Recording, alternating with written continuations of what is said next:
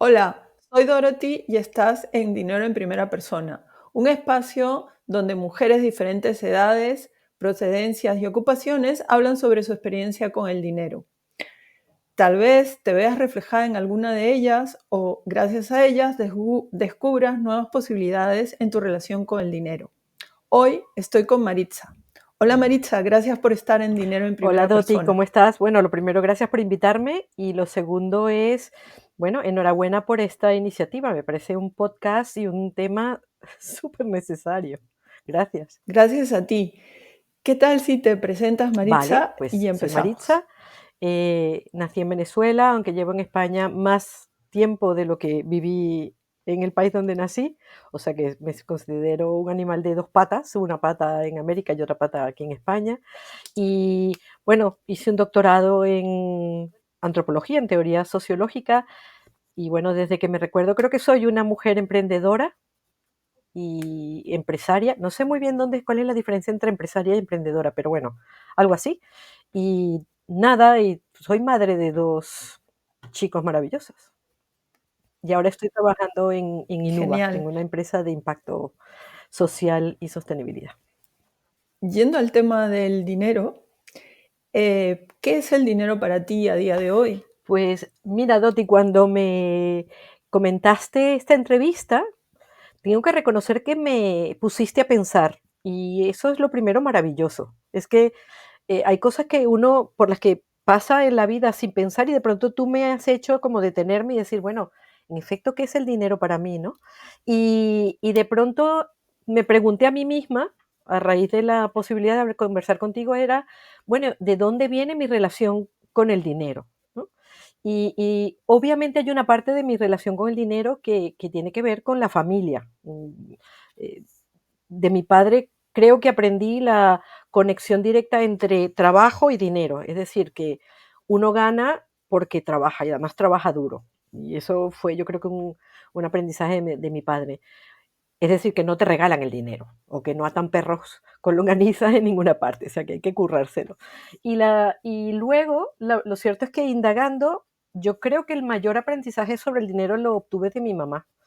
Mi mamá era ingeniero, una de las primeras mujeres graduadas en ingeniería, y, y mi padre la dejó trabajar en su campo, ¿no? Porque piensa que era una época en la que si una mujer trabajaba, en realidad hablaba mal de su marido, porque el marido no era capaz de mantenerla, ¿no? Esas cosas han ocurrido. Pero una confabulación de abuelas se creó para dejar que mi madre, que había estudiado ingeniería, pudiera ejercer su profesión. Mi madre pudo ejercer su profesión y toda esta historia para contarte que los padres y las madres le dicen a uno millones de cosas y uno no las recuerda. Pero recuerdo una cosa que me dijo una vez mi mamá hablando del dinero y me dijo, qué lástima esas mujeres que tienen que pedirle dinero a los hombres para comprarse un lazo que ponerse en el cabello. Y chica, se me quedó grabado para siempre. O sea, esta idea de qué lástima las mujeres que tienen que pedirle dinero a los hombres para comprarse un lacito que ponerse en el cabello, ¿no? Entonces creo que desde pequeña he tenido como un norte en términos de ser autónoma e independiente desde el punto de vista financiero. O sea, me recuerdo haber empezado a hacer rosquillas a los 8 años y venderlas porque yo quería tener mi plata, quería tener mi dinero, no quería pedirle a mi papá o a mi mamá dinero, ¿no? Y empecé a trabajar muy joven, a los 19, aunque no lo necesitaba porque mis padres, digamos, entonces eran una clase media profesional, pero el hecho de yo poder contar con mi dinero siempre me ha marcado. Y lo he llevado a mis relaciones de pareja, lo he llevado hasta el sol de hoy, ¿no? De hecho, me acuerdo que mi suegro, el padre de mi pareja, mientras estaba vivo, nos hizo la declaración de la renta, se lo llevaban los demonios, ¿no? Porque cuando nos hacía la declaración de la renta, yo le decía, no, no, hágame la mía, que es mi dinero. Bueno, o sea, ¿cómo que es tu dinero? Será el dinero de la familia y tal. Digo, no, no, no, de la familia no es mío. Otra cosa es que yo contribuya con la familia y el otro contribuya también. Entonces, pues reconozco que para mí entonces, Doti, el dinero es independencia, es autonomía y es capacidad de hacer las cosas que yo quiero sin pedir permiso. ¿Qué etapas crees que has tenido con el dinero a nivel, tal vez, profesional? Porque nos cuentas un poco tu hilo de vida, que lo tuviste muy claro desde el principio con el dinero. A nivel profesional, Sí, ¿nos sí, sí, puedes sí, sin contar duda cómo alguna. ha sido? Em, pues fíjate, yo he tenido, o sea, digamos, a partir de que empecé a tener ingresos, tengo que decir, con mi trabajo, y empecé a tener claro que una cosa eran mis gastos y el dinero para los gastos y otra cosa era el dinero para inversión, porque hay algo que sí que no me enseñó mi familia, que eran, lo que te digo, eran profesionales, pero eran funcionarios, y es que el dinero genera dinero. Claro, normalmente uno tiene la idea de que el trabajo genera dinero, por decirlo así, ¿no? Pero resulta que, y para mí esa es la diferencia entre como el dinero, el conocimiento cotidiano, cercano del dinero, la pasta, el parné, la guita y las finanzas, ¿no? Entonces, digamos que yo me empecé a aproximar a la idea de las finanzas cuando empecé a emprender, porque es verdad que salí como de la esfera de la ecuación trabajo-dinero para decir, bueno, tengo una especie de excedente de dinero que estoy generando y no lo estoy gastando o no parece que lo necesito. Y entonces ahí fue donde me empecé yo misma a familiarizar con bueno, en su momento, hace ya 30 años, con lo que eran los fondos de inversión, los depósitos, por ejemplo, ¿no? La diferencia, parece una chorrada, pero entonces había diferencia entre cuenta de ahorro y cuenta corriente, las tarjetas de crédito, o sea, toda una serie de productos financieros que van más allá del manejo cotidiano del dinero. Y entonces, es verdad que como empecé freelance y luego fui montando una empresita que se llamaba Exemetrix, luego formé parte de una empresa más grande que era DNX, pues a medida que mi propio emprendimiento o mi propia evolución como emprendedora, tengo que decir, fue dándose, también fue dándose mi necesidad de tener que aprender o entender este mundo financiero. Por ejemplo, hubo un momento en el que, bueno, sabes y sabéis que cuando uno es autónomo tiene que hacer declaraciones trimestrales del IVA recaudado. Bueno, la comprensión esto de que uno recauda IVA, esto es otro aprendizaje, ¿no? Pero de pronto yo me di cuenta y decía, bueno, si el dinero produce dinero y si el dinero se puede poner a jugar en algunos productos, hubo un momento en que yo abrí un fondo para meter lo que trimestralmente yo generaba de IVA. Y decía, bueno, dado que voy a tener que pagar IVA trimestralmente, pero soy un agente recaudador de IVA, pues voy a poner a jugar durante un par de meses ese dinero del IVA para que pagar mis impuestos, pero que quede algo de este dinero. Entonces, lo que te digo, yo creo que me fui ahí metiendo en la diversidad de productos financieros que tenía a mi alrededor, en la medida en que, digamos, se fue complejizando también mi experiencia, y por eso digo, no sé dónde está el límite, de emprendedora como a empresaria, ¿no? Que es cuando, bueno, tienes que pagar salarios y tienes que empezar a pensar en una dimensión más de empresa y no individual como autónoma, ¿no? Y empezar a entender conceptos ya más financieros, que es el P&L de una compañía, ¿sabes? Los impuestos de sociedad, lo que significa ser administrador único de una compañía. Entonces, claro, ahí hay un universo, digamos, de 0 a 100 que tuve que ir aprendiendo un poco sobre la marcha. Y es verdad que mis interlocutores ahí han sido, como en muchos casos, oí la entrevista el otro día que le hiciste a una compañera, han sido hombres, porque es verdad que no me había tropezado, no me he tropezado con tanta frecuencia con mujeres empresarias, ¿no? O emprendedoras, lo que te digo, no sé cuándo empieza una y dónde termina la otra, ¿no? Y también entender que en el mercado había gente que te podía asesorar, eso también es otro aprendizaje, porque obviamente San Google te puede ayudar, pero luego, bueno, vas preguntando con gente que sabe. Y llegó el momento, digamos, de la venta de la compañía, o sea, hubo una capitalización, en el caso de Designit, de 20 años, no fue un pelotazo, fue realmente una capitalización de muchos años de curre. Y cuando me vi con esta liquidez, dije, bueno, ¿qué hago con este dinero? ¿No? Y yo sí creo que hay como dos conceptos básicos en esto de manejar tus finanzas, ¿no? Uno es lo que es gasto y lo que es inversión. Y eso sí es verdad que siempre he sido, puede ser reservona en términos de definir qué entiendo como gasto y qué entiendo como inversión, ¿no? En el sentido de que yo creo, yo personalmente, y no es ninguna cátedra, ningún MBA ni nada de eso, sino que yo creo que tú puedes invertir lo que realmente no necesitas, porque la inversión implica riesgo. Entonces, cuando tú arrancas una compañía, estás asumiendo un riesgo que inicialmente puede ser equivalente a 0 euros en términos de desembolso, pero es un riesgo en términos de que tú estás poniendo tu trabajo y puede ser a fondo perdido, ¿no? En el sentido de que esta cosa de que el trabajo se puede convertir en dinero. Pero el tema del gasto es, bueno, ¿cuál es el horizonte? O sea, ¿cómo determinas tú lo que no necesitas para determinar qué gastas y qué inviertes, ¿no? Perdón que te interrumpa. Ese no necesitar en base a tu aquí y ahora y tu prever de cómo es tu mañana, tu pasado mañana, 10 años, 20 No, años. está muy bien. Pues mira, yo ahora mismo trato de tener como horizonte un año. O sea, de tener no invertido, es decir, no poner en riesgo un año de mi vida, que implique pagar la hipoteca.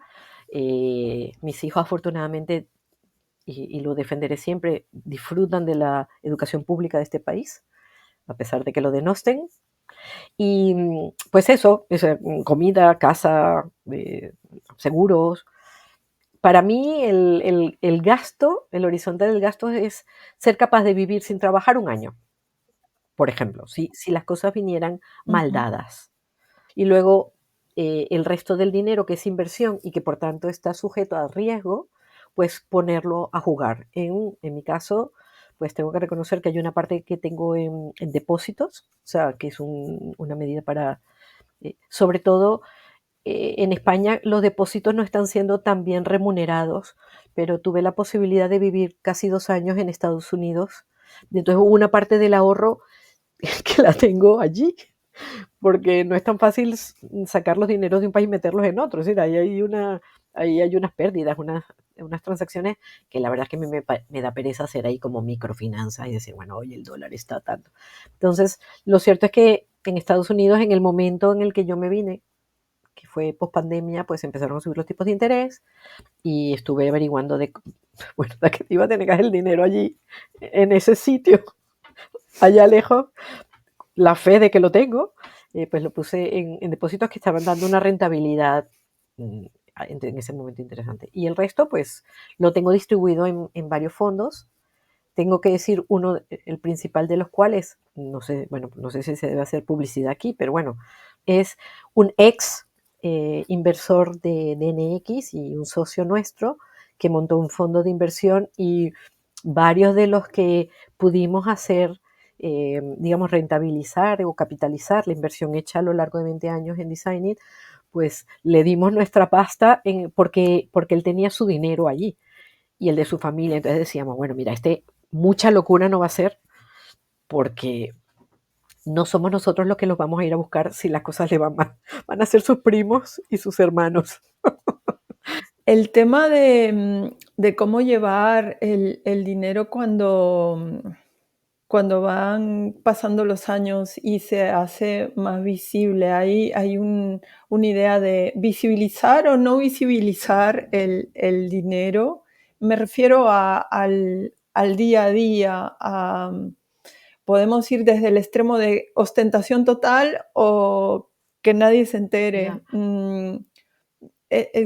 ¿Tú eso cómo Pues lo fíjate vives, que lo ahora que lo percibes? planteas, para mí no son como categorías eh, para analizar por lo menos mi relación con el dinero, en el sentido de que yo, o sea, mm, sí creo, o sea, creo que la ostentación del dinero pasa por otro sitio, que no es el de las finanzas o el de, no sé, eh, el dinero, como decía Freud, es un analizador de más cosas, ¿no? Entonces, mm, no, fíjate que yo, o sea, si más que ostentación o visibilización tiene que ver con, para mí sí que hay un driver, por decirlo así, que es el de la seguridad. O sea, cómo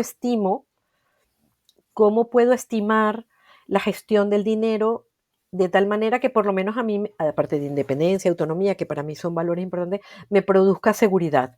Y yo ya voy llegando a una edad en la que, por decirlo así, me estoy enfrentando al hecho de que probablemente no gane mucho más dinero de lo que pude hacer en los años, digamos, más jóvenes.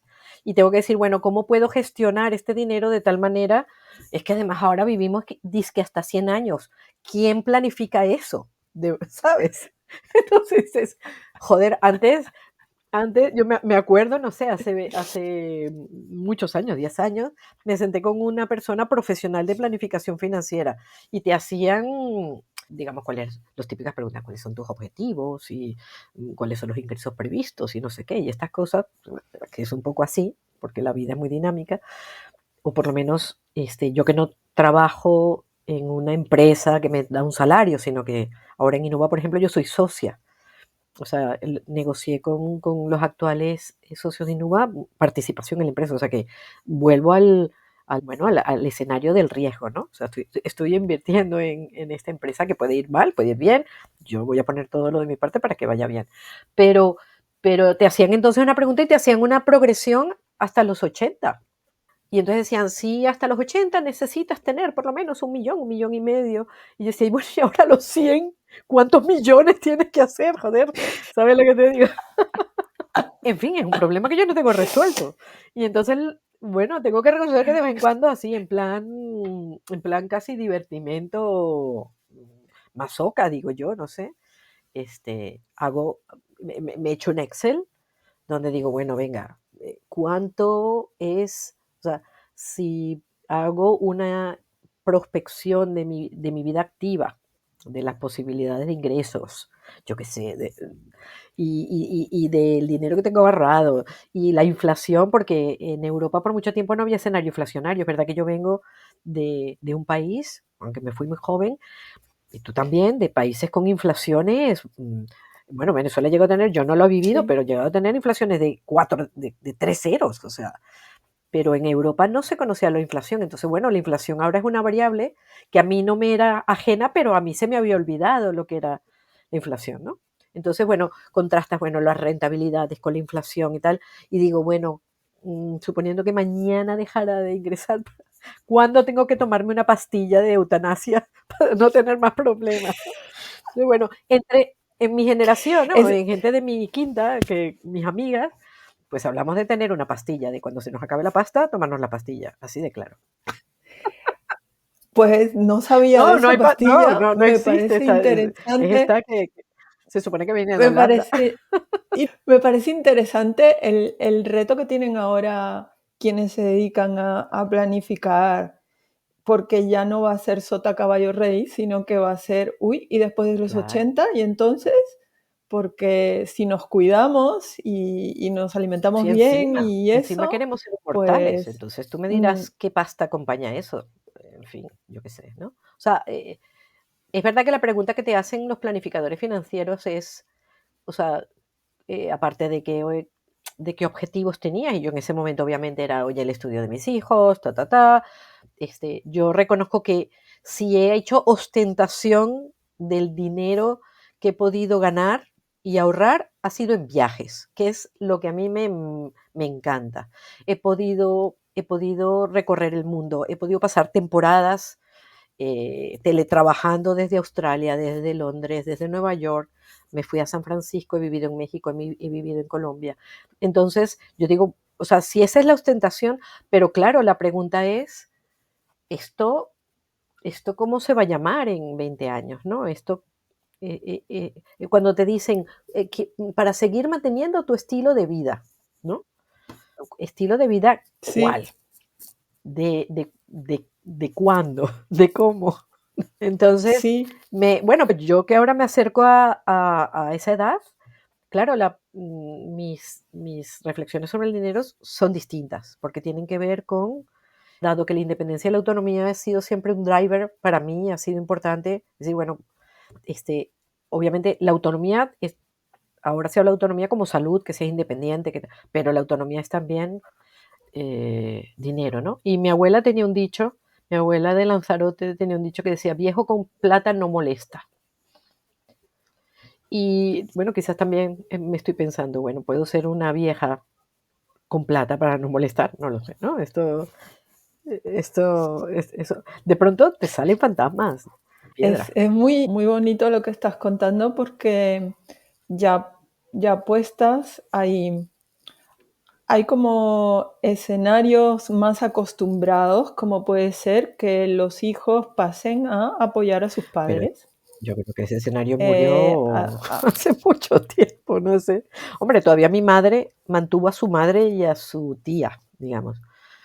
Yo reconozco que, no sé, yo está este dicho de vive de tus padres hasta que puedas vivir de tus hijos, ¿no? Pero bueno, yo qué sé, puedo llevar mi autonomía hasta el punto en que no lo acepte o me resulte una claudicación, ¿no? Pero bueno, no sé, todo se andará. Punchet, el divulgador este científico, decía que la felicidad radica en cambiar de opinión. Entonces, bueno, me cuesta ahora. La sí, Maritza de hoy le cuesta pensar que más adelante tenga que renunciar a la independencia y a la autonomía que me ha dado el dinero para, para, no, para no pedirle a un hombre que me compre un lacito para el cabello, ¿no? ¿Sabes lo que te digo? Pues sí. tengo hijos varones, o sea que estoy bastante complicada porque no le quiero pedir a ningún hombre un lacito para el cabello, aunque sean mis hijos. No, bueno, sí, en fin, yo qué sé, un deseo, tampoco es que me voy a poner aquí como radical, ¿no? Pero, hombre, pueden arrimar el hombro un poco. Y lo de el derecho a cambiar de opinión también es que podemos tener derecho a cambiar de opinión sobre qué estilo de vida, dentro de eso que te decían, mantener tu estilo de vida, qué estilo de vida quieres, Cla- queremos, según de aquí a 5 años Claro, o o de sea, aquí a 10. lo que ocurre es que, claro, yo he vivido mucho tiempo haciendo estudios de mercado he vivido mucho tiempo diseñando productos y servicios. Entonces, claro, yo tengo como una especie de Google Glass o de Apple Glasses que, claro, que veo el consumo de una manera, soy consumidora y claro, no, pero es verdad que es como si tuviera un Matrix, ¿no? Como que veo la realidad. Entonces, es verdad que yo no soy, o sea, consumir, que forma parte de la ostentación y que forma parte del uso del dinero, creo que soy bastante racional, eh, porque he trabajado en los mecanismos disparadores del consumo, he trabajado en la segmentación de consumidores, en el entender esto de las demandas y necesidades. Entonces, es verdad que digamos, desde el punto, en cierto sentido, excepto en los viajes, por decirlo así, y en algunos placeres que uno se lleva puesto, como por ejemplo comer, eh, reconozco que no es lo que más me atrae del dinero, ¿no? Pero por eso, porque soy bastante racional. Me acuerdo que cuando quedé embarazada de mi primer hijo, mis cuñadas estaban también un poco en tiempo de crianza, como dicen, y pues yo me fui a IKEA, que recién estaba abierto, con el primero, y yo llevaba una lista de la compra. Y compré lo que estaba en la lista, no me salí. Y mis cuñadas me decían, ¿cómo lo haces? Porque, claro, la gente cuando tiene un hijo entonces aprovecha de chorraditas y cositas. Y yo era absolutamente, y me acompaña mi pareja en eso, era absolutamente espartana, es decir, necesito alguna, pues una cuna, necesito tal, pues esto, necesito esto, pues esto. Chorradita, rosadita, azul, no, pero que no creo en eso. Chorraditas, tal, pues no. No, sé lo que hay detrás de esos mecanismos de consumo conspicuo y he hecho consumo conspicuo, pero sé cuándo lo hago, ¿no? El consumo conspicuo está muy estudiado, por ejemplo, el comportamiento de los pilotos y las azafatas cuando hacen un vuelo muy largo, le meten un golpe a la tarjeta de crédito, porque es como una revancha. Y yo, por ejemplo, alguna vez que o sea, trabajando como freelance, que me hacía, yo qué sé, 3 semanas de trabajo de campo recorriendo España, al final cogía y pum, le pegaba un tarjetazo. Pero sabía, decía, ahora es mi momento de consumo conspicuo. Me compraba unos zapatos así como, ala, venga, vamos a darle. Pero, en fin, yo qué sé. No sé si contesto a tu pregunta, pero bueno, tiene que ver con que Sí, sí. probablemente si uno va a vivir 100 años, algo de downsizing va a tener que practicar. O sea, mm, más allá de mantenerse económicamente activo por más tiempo. o no, yo qué sé, a mí me divierte trabajar, entonces, bueno, no es, si sigo divirtiéndome, seguiré trabajando hasta que me dejen o hasta que el cuerpo aguante. Hasta que dejes de Exacto. Bueno, no, divertirte. cuando me dejé de divertir me fui de la empresa donde estaba. Siempre hay sitios donde divertirse, ¿no? Seguro, seguro que sí. Maritza, hay un tema de esta independencia de entender el dinero, de convivir con personas de nuestro alrededor que entienden y se relacionan con el dinero de diferentes formas. Tu convivencia con otras personas cercanas a la hora de queda clarísima tu idea de ser autónoma e independiente con el tema del dinero y esto te ha causado algunas tensiones creativas o has tenido Vale. interesantes Pues mira, aprendizajes yo, o lo que nos vamos a quieras decir, yo, contar de ahí. yo separaría como el ámbito personal del ámbito profesional. Yo tengo que reconocer que en mi pareja, en mi núcleo familiar, todos los años, parece, bueno, más o menos todos los años, cada 2 años, cuando cambian las condiciones de alguno de los dos, de los que ahora mismo somos el sostén de la familia, hay como, en enero hay como una actualización. ¿Cómo estás? Puedes, o sea, porque tenemos, digamos, lo que si ponemos es en un bote familiar y lo que ponemos cada uno en el bote ha ido variando según nos ha ido yendo a cada uno, ¿no? Entonces hay años que te va mejor, por lo menos yo que he sido freelance y que mis ingresos no han sido siempre lineales. Entonces, digamos, cada año, cada 2 años, hay como una puesta al día de, oye, este año cómo vas, cómo vamos, puedo poner más, puedo poner menos, tal. Yo qué sé, después de dejar Design It, me tomé 2 años de sabático, entonces voy a reducir un poco mi tren de vida. De hecho, ese año no nos fuimos de viaje fuera, bueno, también me dio COVID, en fin, una larga historia. Pero o sea, tuvimos que tener un punto de actualización y decir, vale, yo me quiero tomar un sabático, entonces, a ver cómo hacemos eso posible, ¿no? Con mi pareja, en realidad, en general, no he tenido ningún problema porque él también lleva a saco la independencia económica, ¿no? Y entonces, digamos que por ahí, la verdad es que así como conflictos o negociaciones o grandes conversaciones, tratados de Maastricht, no ha sido como muy natural en cierto sentido, ¿no? Ahí hay una cosa muy bonita y es que yo leí hace muchos años en la juventud un bestiario medieval y, y describía los animales y hay una descripción de los leones que a mí siempre, y de hecho en casa lo tengo en la puerta, es una plaquita que tengo en la puerta que dice, el león y la leona nunca cazan juntos, ambos confían en su propia fuerza, ¿no? Entonces, y de verdad lo tengo, es una placa que está a la entrada de mi casa. Decía como que el lobo y la loba cazan juntos, nada, pero el león y la leona no cazan juntos, ambos confían en su propia fuerza. Eso lo saqué de un bestiario medieval. Entonces, digamos, ese es el presupuesto.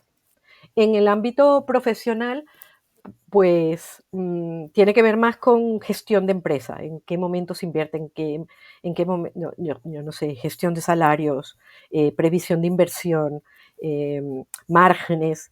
Y ahí ha habido siempre, yo ahí, al no tener una formación financiera sólida, ahí siempre me ha gustado escuchar, entender las razones y cuando las razones no me han parecido, lo digo, y cuando las razones me han parecido, pues también he aprendido mucho, ¿no? A mí me ayudó mucho, por ejemplo, que en DNX no éramos solo los 3 socios, sino que éramos un consejo y los socios inversores, porque eran Friends and Families, teníamos que hacer consejos reales y dar cuenta del funcionamiento. Entonces nos permitió, a mí, yo que, digamos, nunca había estado en esa dimensión, sí que me permitió aprender mucho de esas conversaciones sobre todo esto, sobre oye, ¿qué se invierte? ¿Qué dejamos para invertir? ¿Qué tipo de beneficios repartimos o no en función de las expectativas de crecimiento y de inversión en la empresa?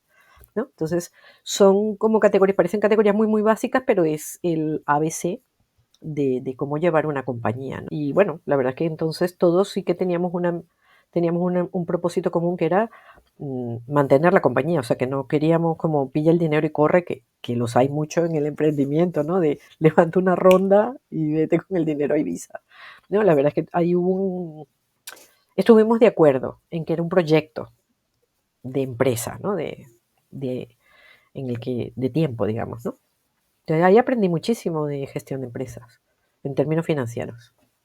Nos acercamos hacia el final de esta sesión y si hay algo que pues no te he preguntado y que quieras Pues mira, compartir. sí quiero comentarte una cosa. Así como me hiciste pensar cuando me invitaste a esta entrevista, de pronto me di cuenta que yo no he hablado, que no hablo de dinero con mis hijos. Y te voy a hacer más, pero porque son chicos. Y me ha hecho pensar porque pensé, mira, si yo tuviera hijas, es que antes de los 8 años yo hubiese estado hablando con ellas de dinero. Y probablemente le hubiese transmitido algunas sapiencias que aprendí de las mujeres de mi historia, ¿no? Esta idea de la independencia, le hubiese hablado de mi abuela canaria, que era en realidad la negocianta de la familia y tal. Pero con mis hijos no he hablado de dinero y a raíz de la conversación que iba a tener contigo en una cena les dije, chicos, mirad lo que me está pasando. Y me dijeron, es verdad, mamá, aquí nosotros no hablamos de dinero. Y me preguntaron por qué.